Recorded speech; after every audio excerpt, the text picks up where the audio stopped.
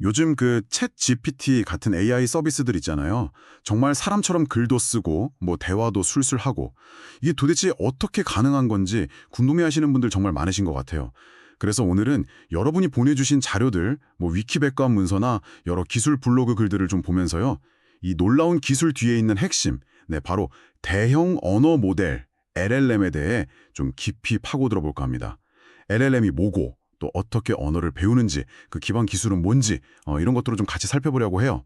이게 좀 복잡해 보일 수 있는데 오늘 저희랑 같이 핵심 원리를 딱 짚어보시면 이 기술을 보는 눈이 확 달라지실 겁니다. 자, 그럼 바로 시작해 볼까요? 네, 그럼 가장 기본적인 질문부터 시작해 보죠.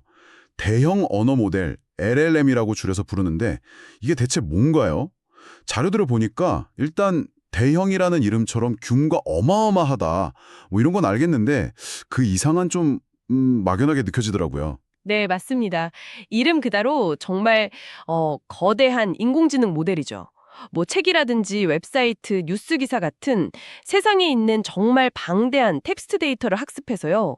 마치 사람처럼 언어를 이해하고 또 새로운 문장을 만들어내는 그런 능력을 갖춘 겁니다. 여기서 이제 대형이라는 건 보통 수식업 계, 요즘에 뭐 조 단위까지 얘기가 나오는데 그 파라미터라는 것의 수를 의미해요. 이 파라미터가 많으면 많을수록 더 복잡하고 뭐랄까 미묘한 언어 패턴까지 학습할 수 있다. 이렇게 보시면 될 것 같습니다. 파라미터가 많을수록 똑똑해지는 거군요. 그렇죠. 그리고 여기서 또 하나 중요한 점이 뭐냐면요. 이 LLM들이 주로 레이블 없는 데이터, 그러니까 정답이 딱 정해져 있지 않은 데이터를 통해서 스스로 학습한다는 점이에요. 이걸 자기지도 학습이라고 부르기도 하는데요. 자기지도 학습이요? 네. 예전에는 AI한테 어떤 특정 작업을 가르치려면 사람이 일일이 데이터에다가 이게 정답이야 하고 표시, 레이블을 달아줘야 했거든요. 근데 LLM은 그런 과정 없이도 데이터 자체에서 스스로 패턴을 찾아내면서 언어 능력을 키우는 거죠. 이게 대략 한 2018년? 그쯤부터 이런 접근법이 좀 활발해지면서 자연어 처리 분야에 정말 큰 변화가 시작된 겁니다. 와, 스스로 배운다니 진짜 대단하네요. 그래서 뭐 번역이나 요약 같은 딱 정해진 일만 하는 게 아니라 뭐 질문에도 답하고 심지어 코딩까지 하고 이렇게 다양한 일들을 할 수 있게 된 거군요. 정확합니다. 훨씬 더 범용적인 언어 이해 능력 또 생성 능력을 갖추게 된 거죠. 자, 그러면 이 LLM이 구체적으로 어떻게 작동하는지 그 속을 한번 들여다볼까요? 자료들에서 공통적으로 언급되는 핵심 요소들이 몇 가지 있습니다. 바로 토큰화, 그리고 프롬프트, 마지막으로 이 모든 걸 가능하게 하는 엔진이라고 할 수 있는 트랜스포머 모델입니다. 네. 그럼 첫 단계가 토큰화인 것 같은데요. 이건 우리가 쓰는 말을 기계가 알아들을 수 있게 잘게 쪼개는 과정, 뭐 이렇게 이해하면 될까요? 네, 거의 정확합니다. 컴퓨터는 기본적으로 숫자만 이해하잖아요. 그래서 이 토큰화라는 건 문장을 AI가 처리할 수 있는 가장 작은 단위, 이걸 토큰이라고 부르는데 이 토큰으로 분해하는 과정이에요. 이 토큰이 뭐 단어일 수도 있고 사과처럼 의미 있는 단위일 수도 있고요.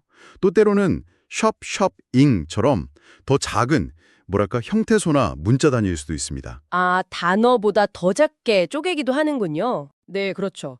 이렇게 나뉜 토큰 각각에다가 고유한 숫자, 아이디를 부여하고 이걸 이제 벡터라는 숫자 배열 형태로 변환, 즉 인코딩을 하는 겁니다. 그래야 이제 수학적인 연산, 다시 말해 AI가 학습하고 추론하는 게 가능해지거든요. 비유하자면 긴 글을 AI가 소화하기 쉽게 레고 블록처럼 잘게 나누는 과정이라고 생각하시면 좀 쉬울 것 같아요. 오, 레고 블록 비유 좋네요. 이해가 확 됩니다. 그럼 프롬프트는 뭔가요? 이건 우리가 AI한테 이것 좀 해줘 하고 말하는 그 명령어 같은 걸 말하는 건가요? 네, 바로 그거죠. 사용자가 LLM에게서 원하는 결과를 얻기 위해 입력하는 어떤 지시문이나 질문, 이런 걸 통칭해서 프롬프트라고 합니다. 뭐 예를 들어 오늘 날씨 어때? 이렇게 묻거나 이 문서를 세 줄로 요약해줘 같이 구체적인 요청을 하는 것들 전부 다 프롬프트인 거죠. LLM은 이 프롬프트를 먼저 토큰화해서 이해하고요. 그 다음에 자기가 학습한 내용을 바탕으로 다음에 올 가장 적절한 토큰, 즉 단어나 단어 조각은 이거겠구나 하고 예측을 합니다. 이 과정을 계속 반복하면서 답변 문장을 만들어내는 거고요. 그렇군요. 그래서 프롬프트를 얼마나 잘 만드느냐에 따라서 결과물의 품질이 확 달라진다 이런 이야기도 들었는데 그게 그래서 중요한 거군요. 네, 맞습니다. 그래서 요즘 프롬프트 엔지니어링이라는 분야가 괜히 주목받는 게 아니죠. LLM의 능력을 최대한 끌어내려면 어떻게 질문하고 지시해야 하는지 그 방법에 대한 고민이니까요. 네. 자, 그럼 이제 언어를 토큰으로 쪼개고 토큰화. 사용자로부터 방향, 즉 프롬프트를 받으면 이걸 처리해서 결과를 만들어내는 핵심 엔진이 필요할 텐데요. 이게 바로 트랜스포머 모델인 거죠. 자료들을 보면 이 트랜스포머의 등장이 LLM 발전에 정말 결정적인 계기가 되었다 이렇게 나오던데요. 네, 바로 그 부분이 핵심입니다. 2017년에 구글 연구진들이 발표한 논문이 하나 있는데요. 제목이 Attention is all you need이에요. 어텐션만 있으면 된다. 제목이 아주 강렬하네요. 그렇죠. 상당히 도발적이면서도 자신감이 넘치는 제목이죠. 바로 이 트랜스포머 아키텍처가 나오면서 그 이전 모델들이 가지고 있던 어떤 근본적인 한계점들을 극복하고 지금 우리가 보는 LLM 시대를 열었다고 할 수 있습니다. 아, 그 이전 모델들은 어떤 한계가 있었는데요? 트랜스포머가 나오기 전에는 어떤 걸 주로 썼나요? 트랜스포머 이전에는 주로 RNN, 그러니까 순환신경망이나 그걸 좀 개선한 LSTM 같은 모델들이 많이 사용됐습니다. 이 모델들은 기본적으로 데이터를 순차적으로 처리해요. 그러니까 문장의 첫 단어부터 마지막 단어까지 하나씩 순서대로 읽어나가는 방식이죠. 네네. 근데 이게 문장이 길어지면요, 저 앞에 나왔던 중요한 정보를 뒤로 갈수록 자꾸 잊어버리는 문제가 생겨요. 이걸 장기 의존성 문제라고 부르는데. 아, 사람이 너무 긴 이야기 들으면 앞부분 까먹는 거랑 비슷한 거군요. 네, 맞아요. 딱 그런 거죠.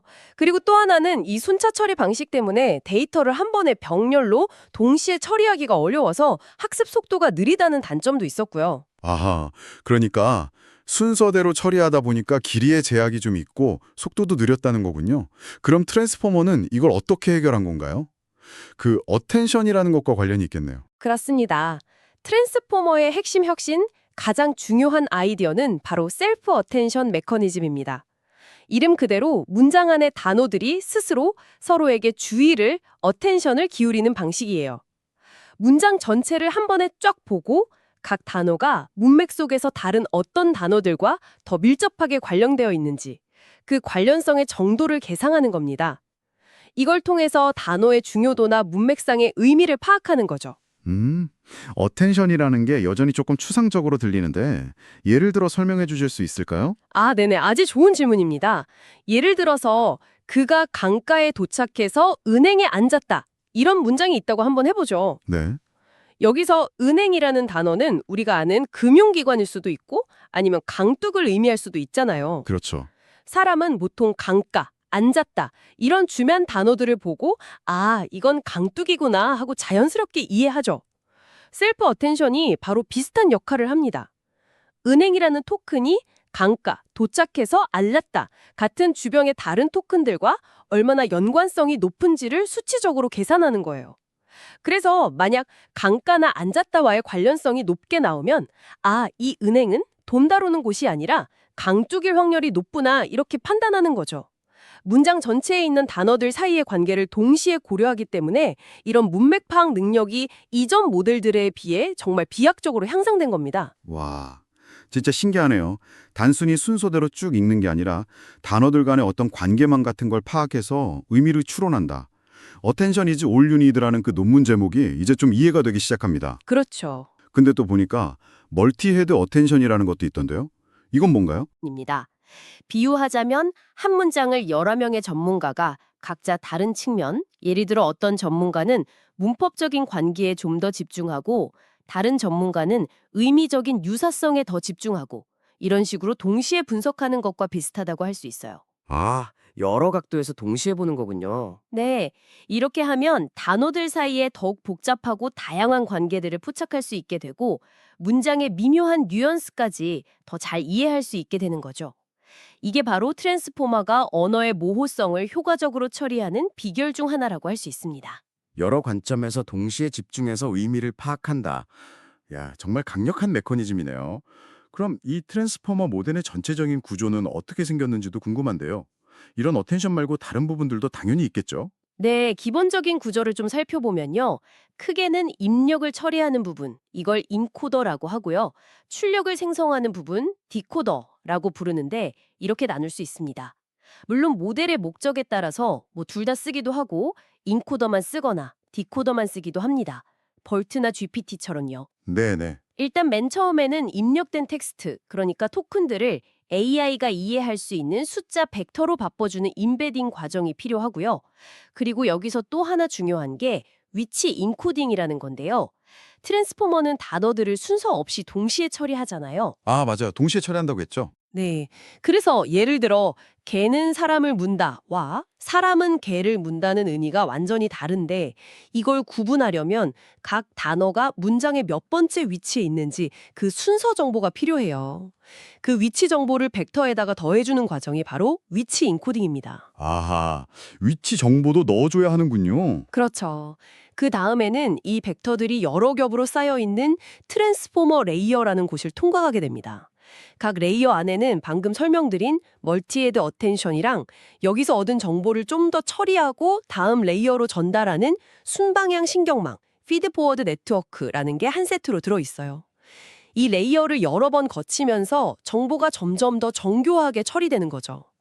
그리고 마지막으로 이렇게 최종적으로 처리된 벡터를 다시 우리가 알아볼 수 있는 단어, 즉 토큰들의 확률 분포로 변환해서 가장 확률이 높은 단어를 선택하거나 조합해서 최종 결과를 생성하게 됩니다. 그렇군요. 복잡하지만 뭔가 단계별로 처리되는 느낌이네요. 근데 아까 비올트란 GPT가 구조를 좀 다르게 사용한다고 하셨잖아요. 그건 왜 그런 건가요? 학습 방식하고도 관련이 있을 것 같은데요? 오, 아주 예리하신데요. 네, 맞습니다. 모델의 주된 목표가 뭐냐에 따라서 구조랑 학습 방식이 좀 달라져요. 예를 들어서 구글의 비얼트 같은 모델은 주로 문맥을 깊이 이해하는 데 중점을 둡니다. 그래서 주로 인코더 구조를 사용하고요. 학습 방식도 마스크 언어 모델링 MLM이라는 걸 쓰는데 이게 뭐냐면 문장에서 일부 단어를 무작위로 가려놓고 마스킹한다고 하죠. 주변 단어들을 힌트 삼아서 그 가려진 단어가 뭘지 맞추는 훈련을 하는 거예요. 아, 빈칸 채우기 문제 푸는 거랑 비슷하네요. 네, 딱 그거죠.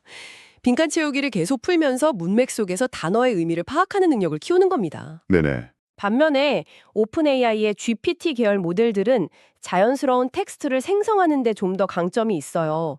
그래서 주로 디코더 구조를 사용하고요.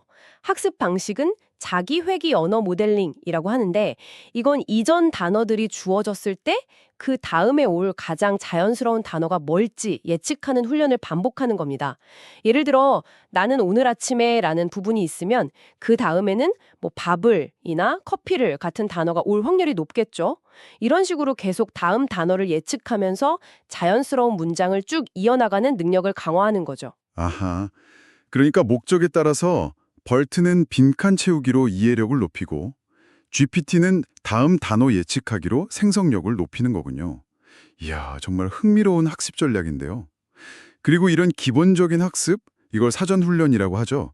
이걸 한 다음에 뭐 번역이라든지 요약이라든지 특정 작업에 맞게 추가로 학습, 즉 미세 조정을 하는 거고요. 네, 맞습니다.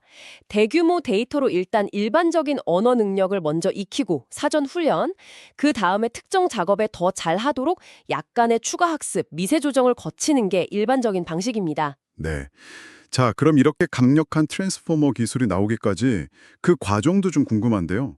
2017년 이전과 이후로 딱 나눌 수 있을 것 같은데 간단하게 역사를 한번 짚어주시죠. 네, 물론입니다. 2017년에 트랜스포머가 등장하기 전에는 아까 말씀드린 대로 RNN, 특히 그중에서도 LSTM이 가장 최신 기술이었어요. 2016년에 구글 번역 시스템도 LSTM 기반이었으니까요. 그 이전에는 뭐 N그램 모델 같은 통계 기반의 모델들이 주류였고요. 하지만 이런 모델들은 모두 길거나 복잡한 문맥을 처리하는 데 한계가 있었고 또 병렬 처리도 어려웠죠. 그러다가 2017년 The Attention is all you need 논문이 발표되면서 모든 것이 바뀌기 시작했군요. 네, 그야말로 게임 체인저였죠. 그 이후의 발전 속도는 정말 눈이 부실 정도였습니다.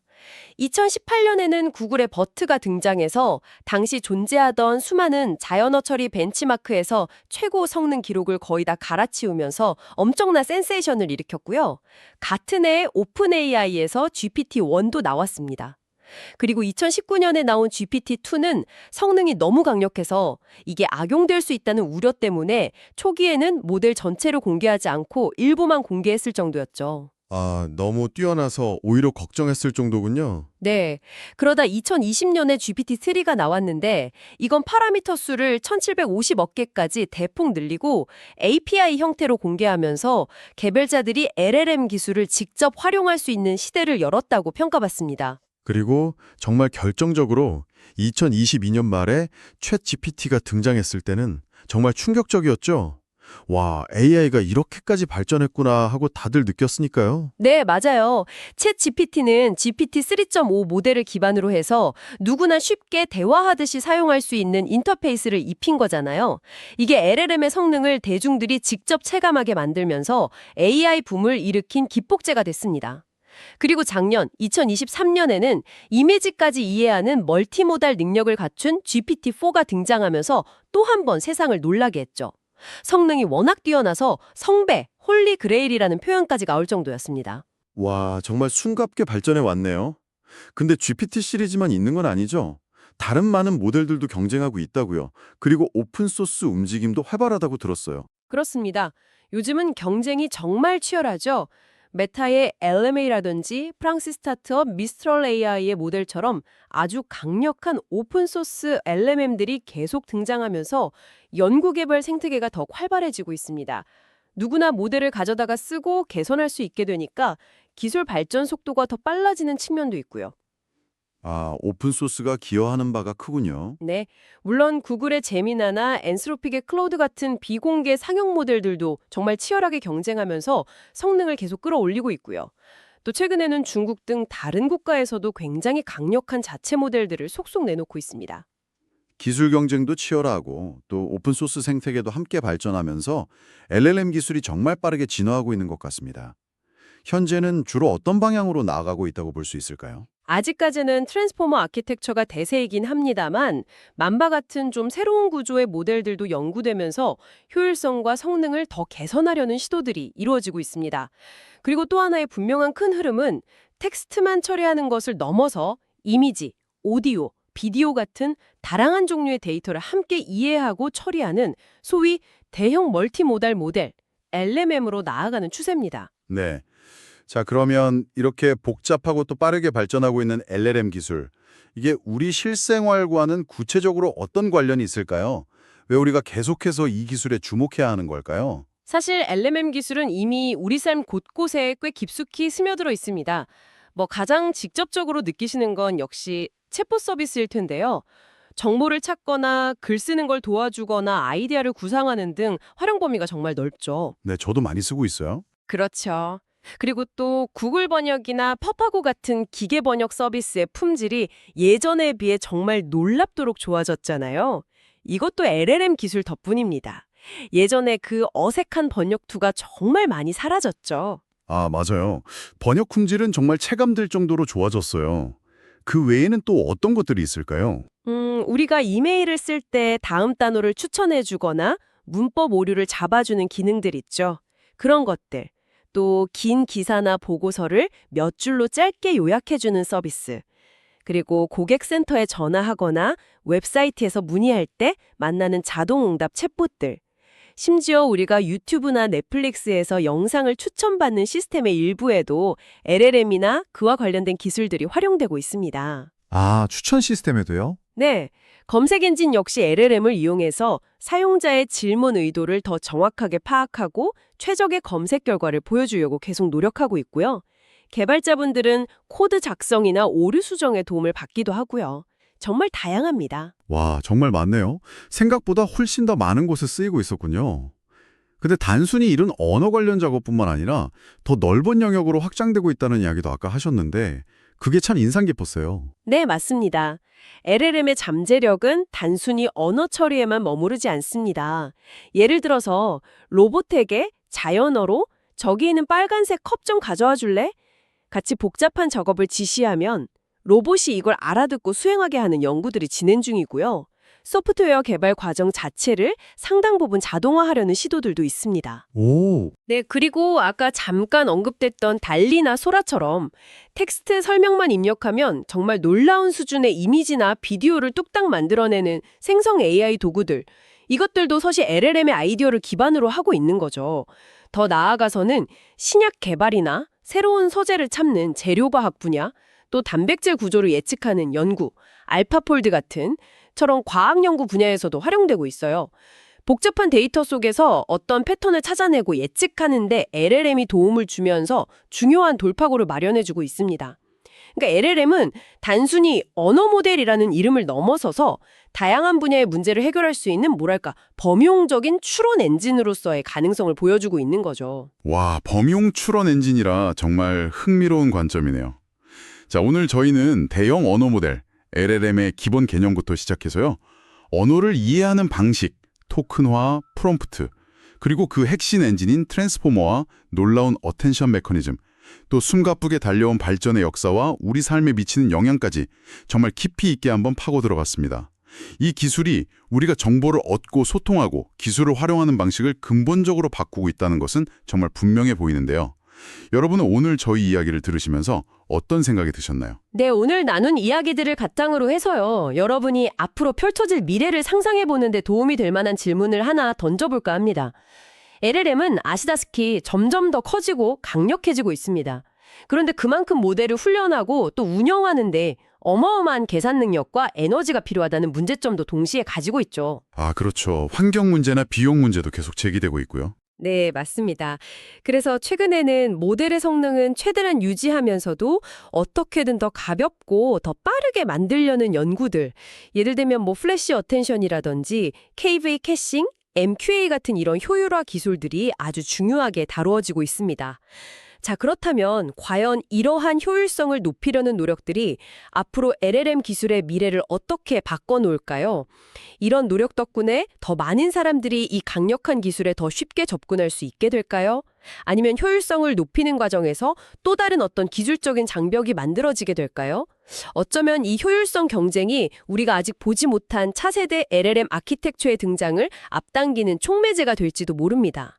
오늘 LLM의 기초 원리를 함께 살펴보신 여러분이라면 이러한 기술적인 흐름이 갖는 의미를 좀 더 깊이 있게 통찰하고 앞으로 다가올 변화를 한번 예측해 보실 수 있지 않을까 생각합니다.